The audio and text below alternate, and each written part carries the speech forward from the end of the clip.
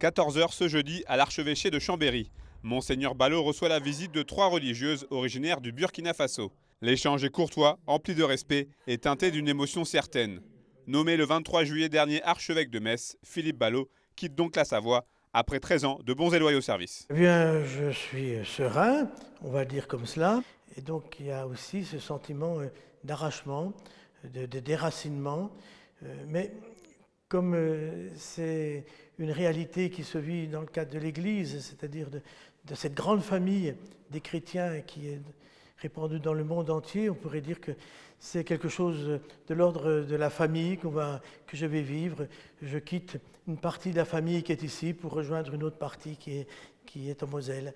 Donc c'est un état d'esprit positif, mais avec au fond de soi un peu de nostalgie. Né en Haute-Saône, Monseigneur Ballot va donc se rapprocher de sa terre natale. En attendant dimanche où il deviendra officiellement archevêque de Metz, l'ecclésiastique dresse un bilan forcément positif de ces années savoyardes. L'excellent accueil que j'ai reçu, et puis je garde que je me sens de cette terre, je me sens bien, j'ai l'impression, plus qu'une impression, que j'y ai de nouvelles racines qui ont grandi. La Savoie est dans mon cœur, elle y reste, ainsi que ses habitants. Et il y a beaucoup de visages qui me reviennent à l'esprit en ce moment. Je suis fier quand je sens que beaucoup de personnes sont heureuses et avancent et qu'on arrive à avancer ensemble. Et pour boucler la boucle, Monseigneur Ballot a choisi de rencontrer une dernière fois ses fidèles lors d'une messe d'adieu à la cathédrale Saint-François de Sales de Chambéry.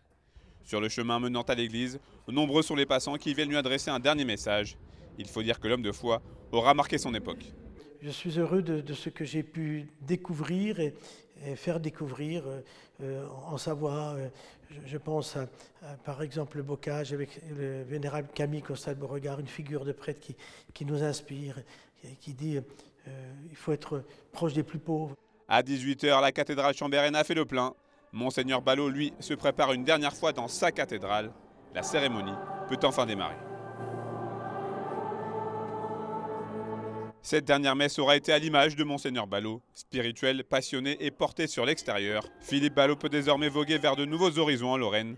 Et petite anecdote, du fait du concordat en Alsace-Moselle, il sera directement rémunéré par l'État. Il aura donc pour la première fois de sa carrière des fiches de paix à son nom.